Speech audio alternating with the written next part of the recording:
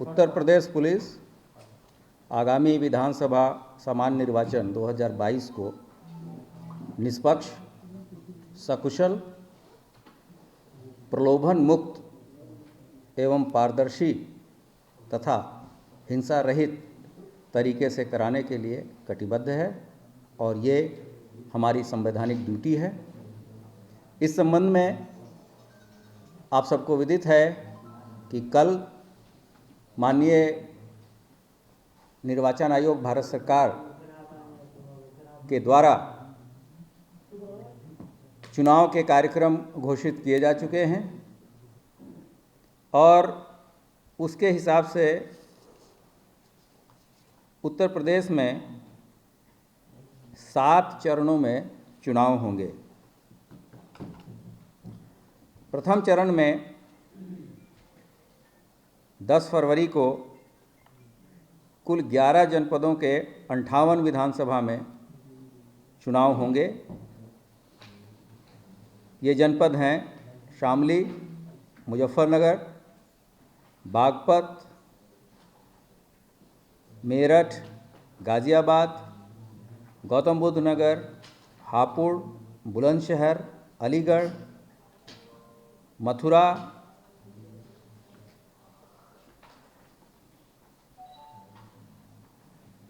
हाथरस, आगरा, फिरोजाबाद, एटा और कासगंज। इसी तरीके से विभिन्न चरणों में चुनाव होंगे। द्वितीय चरण में 55 विधानसभा क्षेत्रों में 14 फरवरी को मतदान होंगे। तृतीय चरण में 59 विधानसभा क्षेत्रों में 20 फरवरी को चुनाव होंगे। चौथे चरण में 59 ही विधानसभा क्षेत्रों में 27/2 को चुनाव होंगे। पाँचवें चरण में 61 विधानसभा क्षेत्रों में 27 फरवरी को चुनाव होंगे तथा छठे चरण में 57 विधानसभा क्षेत्रों में 3 मार्च को चुनाव होंगे तथा अंतिम चरण 7वें चरण में 54 विधानसभा क्षेत्र में 7 मार्च को चुनाव होंगे तथा सभी जगह की मतगणना 10 तारीख को संपन्न होगी। आप सबको विदित है कि क्षेत्रफल के हिसाब से उत्तर प्रदेश का चौथा स्थान है और कुल क्षेत्रफल 2,43,284 वर्ग किलोमीटर में प्रदेश फैला है तथा 2011 की जनगणना के अनुसार से 19.96 करोड़ यहाँ की जनसंख्या है तथा देश में सबसे बड़ी जनसंख्या का राज्य उत्तर प्रदेश है। कुल विधानसभा क्षेत्र 403 है। कुल मतदान केंद्र 92,821 हैं, जो कि 2017 के सापेक्ष में 2.24% की वृद्धि है तथा कुल मतदेय स्थल 1,74,351 है, जो कि अगर 2017 के सापेक्ष देखें तो 18.45% की वृद्धि है। कमिश्नरेट और जनपदों में स्थापित किए जाने वाले सभी मतदान केंद्रों का 100% भौतिक सत्यापन पुलिस विभाग के द्वारा करा लिया गया है। 5 बूथ और उससे अधिक बूथ के समस्त मतदान केंद्रों पर कानून व्यवस्था के संबंध में भीड़ नियंत्रण हेतु आवश्यक तैयारी के संबंध में भी निर्देश दिए गए हैं। विधानसभा निर्वाचन 2022 के दृष्टिगत कमिश्नरी और जनपदों में उपलब्ध पुलिस बल एवं अनुपूरक बलों का आकलन कर पुलिस बल की सूची अद्यावधिक किए जाने के भी निर्देश पूर्व में दिए जा चुके हैं। निर्वाचन के दृष्टिगत निर्वाचन संबंधी सूचनाओं को अंकित करने हेतु प्रत्येक थाने में एक पृथक चुनाव रजिस्टर भी खोले गए हैं। जहाँ तक संसाधनों का प्रश्न है, उनको भी सही और चलायमान स्थिति में रखने के निर्देश दिए गए हैं और इस संबंध में वहाँ से प्रमाण पत्र भी ले लिया गया है। जो उपकरण हैं उनमें जैसे शस्त्र हैं, दंगा निरोधी उपकरण हैं, हमारे वाहन हैं, हमारे रेडियो सेट्स हैं, इन सभी चीज़ों को सही दिशा में रखने के निर्देश यहाँ से दिए गए हैं। अभी तक की जो प्रभावी कार्रवाई की गई है, इसमें वर्तमान में आबकारी विभाग और पुलिस विभाग के द्वारा संयुक्त रूप से अंतर्राष्ट्रीय तथा अंतर्राज्यीय सीमाओं पर 31 चौकियाँ अभी से ही स्थापित कर दी गई हैं, जिस पे संयुक्त रूप से चेकिंग कराई जा रही है। इसमें आबकारी विभाग के साथ साथ पुलिस विभाग के भी 3 शिफ्टों में ड्यूटी लगी है, जिसमें एक उपनिरीक्षक तथा 2 पुलिसकर्मी लगेंगे तथा उसका ओवरऑल प्रभार एक इंस्पेक्टर के जिम्मे होगा। जो रिकवरीज की गई हैं 30/9 से अब तक, उसका विवरण भी प्रेस विज्ञप्ति में हमने दे रखा है। भारी मात्रा में अवैध शराब की रिकवरी हुई है, मादक पदार्थों की भी रिकवरी हुई है तथा अवैध शराब भट्टियाँ भी नष्ट की गई हैं। इसके अतिरिक्त अवैध शस्त्र भी पकड़े गए हैं, शस्त्र फैक्ट्रियाँ भी पकड़ी गई हैं। 6 महीने से अधिक कोई भी NBW पेंडिंग नहीं है। जो भी NBW हैं जो वर्तमान में, उसका विवरण आपके समक्ष दिया जा चुका है। 107/17 में भी अभी तक 7,65,678 लोगों को पाबंद कराया जा चुका है, जबकि चालानी रिपोर्ट जो भेजी गई है वो इससे अधिक संख्या में है, जिसका एग्जैक्ट नंबर आपके प्रेस रिलीज में है। इसी के साथ साथ टोटल जो हमारे लाइसेंसी हैं वो 11,33,894 हैं। इनका भी सत्यापन कराते हुए कुछ लाइसेंस धारियों के लाइसेंसी शस्त्र जमा किए जा चुके हैं।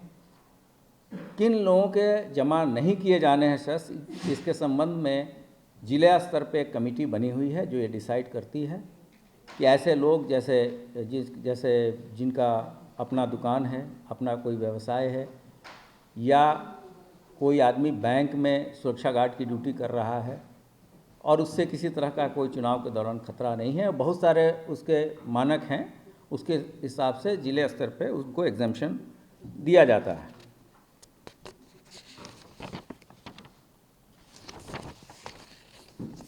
2017 और 2022 में जो चुनाव के दौरान हिंसा हुई थी, उसमें किसी भी व्यक्ति की मृत्यु नहीं हुई थी। तो हिंसा रहित चुनाव जैसे 17 और 22 में है, उसी तरीके से हम लोग 17 और 19 में तो हम लोग उसको कराने के लिए पूरी तरीके से सजग हैं। और जो कार्रवाइयाँ हुई थी उसका विवरण आपको दिया जा चुका है। इस बार एक नया प्रयोग ये किया गया है कि जेल में जो अपराधी रह के जेल से चुनाव को प्रभावित करते हैं, तो ऐसे लोगों की सूची भी जिला स्तर पर भी बनाई गई है और जेल के प्रशासन के साथ भी मिलके हम लोग कोऑर्डिनेशन के साथ काम कर रहे हैं ताकि जेल के अंदर से चुनाव में किसी भी तरह की को इन्फ्लुएंस न किया जा सके। जहाँ तक कि क्रिटिकल पोलिंग स्टेशन हैं, वल्नरेबिलिटी मैपिंग है, इसके मापदंड माननीय निर्वाचन आयोग के द्वारा ही तय हैं और ये DM और SSP के द्वारा किए जाने हैं। उनका भी चयन हो गया है तथा क्रिटिकलिटी को कम करने के लगातार प्रयास जारी हैं। जो संवेदनशील जो विधानसभा क्षेत्र हैं, उनके भी विभिन्न कारकों जिन कारण से वो संवेदनशील है, वो उसके हिसाब से अभी तक 95 विधानसभा हैं जो कि संवेदनशील चिन्हित किए गए हैं तथा 17 ऐसे जनपद हैं जिनके 33 विधानसभा क्षेत्रों को व्यय के हिसाब से, जहाँ पर ये शिकायत मिलती है कि यहाँ बहुत ज़्यादा पैसा खर्च होता है, उस हिसाब से चीज़ें चयनित किए गए हैं। उत्तर प्रदेश की सीमा जो अंतर्राष्ट्रीय बाउंड्री अगर है तो हम देखें तो हमारे 7 जनपदों की सीमा नेपाल राष्ट्र के 8 जनपदों से मिलती है और इन 7 हमारे जो जनपद है इसमें 14 विधानसभा क्षेत्र की सीमा नेपाल राष्ट्र से लगती है। इसके अतिरिक्त हमारे 30 ऐसे जनपद हैं जिनकी सीमाएं 9 अन्य राज्यों से मिलती हैं और इनमें 74 विधानसभा क्षेत्र आते हैं। इन सभी अंतर्राष्ट्रीय तथा अंतर्राज्यीय बॉर्डरों पे अवैध कार्य कोई न हो तथा अपराधियों की मूवमेंट न हो, इसके लिए 107 अंतर्राष्ट्रीय तथा 469 अंतर्राज्यीय बैरियर स्थापित किए जाएंगे, जिनमें कि 3 पारियों में ड्यूटी लगाई जाएगी तथा इस बार हम लोग यहाँ CCTV कैमरा भी इस्तेमाल करेंगे।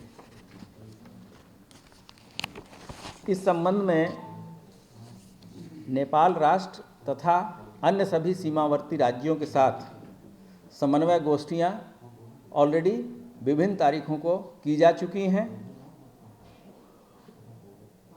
तथा जो भी वांछित अपराधियों की सूची है दोनों तरफ से, अगर उनके यहाँ कोई वांछित है विभिन्न नेपाल में या विभिन्न राज्यों में, तो उन्होंने हमारे यहाँ के अगर कोई व्यक्ति हैं तो वो हमने उनसे लिया है तथा हमारे यहाँ जो अन्य प्रदेश के तथा नेपाल राष्ट्र के लोग वांछित हैं उनको ये सूची जो वहाँ के अपराधी रह रहे हैं उनको दिया है और ये अपेक्षा की गई है कि इस पर कार्रवाई हो। इसके लिए स्थानीय स्तर पे भी एक व्हाट्सएप ग्रुप बना हुआ है जो प्रतिदिन एक्सचेंज इन्फॉर्मेशन करता रहता है।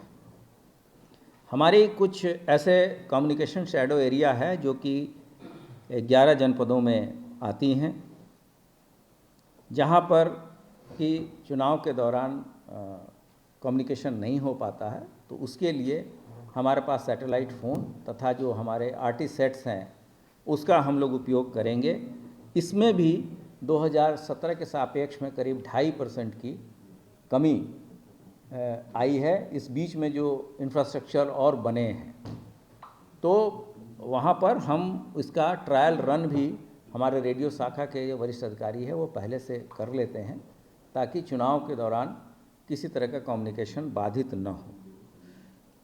कुछ ऐसे क्षेत्र भी हैं जो कि जहाँ पर बूथ पे जाने के रास्ते जो हैं वो कच्चे हैं या पतले पतले नाले इत्यादि हैं, तो ऐसे 10 जनपदों के 31 मतदान केंद्र हैं जो कि नॉन मोटरेबल हैं। तो यहाँ के लिए भी नाव, ट्रैक्टर, पीपा पुल इत्यादि की व्यवस्था स्थानीय स्तर पर की जा रही है और इसमें PWD विभाग के द्वारा ऑलरेडी फंड जारी किए जा चुके हैं। लेकिन हम लोगों के पास हम लोग वहाँ पर एक्स्ट्रा फोर्स की भी डिप्लॉयमेंट करेंगे जिससे कि वो किसी भी आकस्मिक स्थिति से निपटने के लिए वो लोग खुद तैयार रहेंगे। इसके अतिरिक्त हम लोगों इस बार 109 ड्रोन कैमरे, 168 river boat, 420 portable CCTV camera, 463 slit camera, 492 video camera तथा 3573 बॉडी वर्न कैमरा का उपयोग हम लोग करेंगे। ये हमारे पास हैं।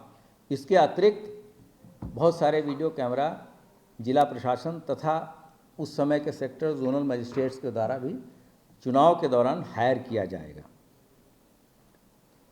सी प्लान ऐप के माध्यम से जनता से त्वरित संवाद स्थापित किया जा रहा है। यूपी कॉप ऐप के माध्यम से भी अज्ञात जो भी शिकायत आएगी उसमें हम लोग आगे की कार्रवाई करेंगे तथा FIR दर्ज कराएंगे। चुनाव के पूर्व एरिया डोमिनेशन हेतु 10 तारीख से 150 कंपनी पारामिलिट्री की तथा 20 तारीख के बाद से इसमें 75 कंपनी और मिलेंगी। इनका व्यवस्थापन ऑलरेडी जारी किया जा चुका है तथा ये लोग 10 तारीख से सभी जगह पहुंचेंगे और उस समय एरिया डोमिनेशन तथा चुनाव के अनुकूल वातावरण बनाए जाने के लिए इसमें प्रयास किए जाने के निर्देश यहाँ से दिए जाएंगे। कोविड के संबंध में भी जो निर्देश हैं उस संबंध में मैं बताना चाहूँगा कि हमारे जो भी व्यक्ति जिनका सेकेंड डोज कुछ बचा हुआ है वो वरीयता पे उनको बूस्टर डोज की भी बात है जो फ्रंटलाइन वर्कर्स के लिए दिए जाने हैं, वो भी जैसे ही इस संबंध में निर्देश जारी होंगे हम लोग अपने सभी कर्मियों को बूस्टर डोज भी सरकार के आदेश के तहत कराएंगे।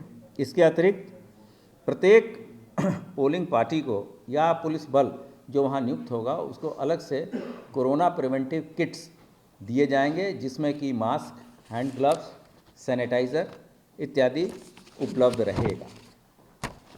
हमारे 3 ऐसे जनपद हैं जो नक्सल प्रभावित रहे हैं। ऐसे जो की कार्रवाई इस बीच ऐसी रही है कि पिछले कुछ सालों से अप्रिय घटनाएं नहीं हुई हैं, लेकिन वहाँ हम अतिरिक्त जो वहाँ जो व्यवस्थापन होगा फोर्स का वो सामान्य जगहों से अधिक किया जाएगा और ये जनपद है चंदौली, सोनभद्र और मिर्ज़ापुर। तो यहाँ के लिए अलग से व्यवस्थापन की व्यवस्था की जाएगी।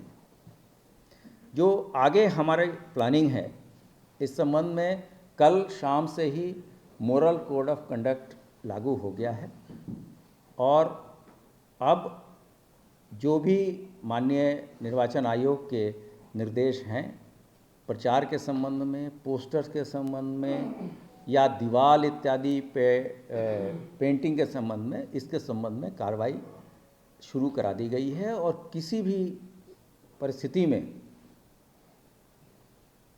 कोई भी डेविएशन संभव नहीं होगा। फिलहाल जो निर्देश आए हैं कि 15 तारीख तक कोई भी रैली इत्यादि नहीं की जाएगी, न तो कोई रोड शो किया जाएगा, न तो कोई नुक्कड़ सभाएं की जाएंगी।